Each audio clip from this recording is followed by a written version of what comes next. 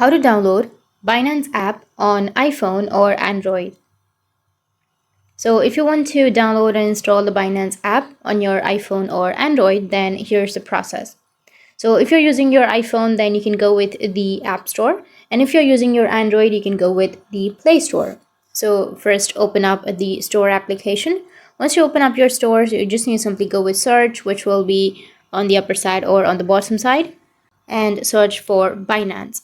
And once you search for Binance, this is the application that you need to install. So if you want to install or download this application, just simply tap on install. Once you tap on install, it will start the installing process, and it might take some time, like a few seconds or a few minutes, to download the application. So just wait for a few minutes, and after waiting, your app will be downloaded, and you can just simply go with open, which will be on the right side, which is right here. You just need to simply tap on the open button and the app will be opened once it's downloaded. So that's how you can download your Binance app on your iPhone or Android. And if you have any questions, feel free to comment below. Thanks for watching.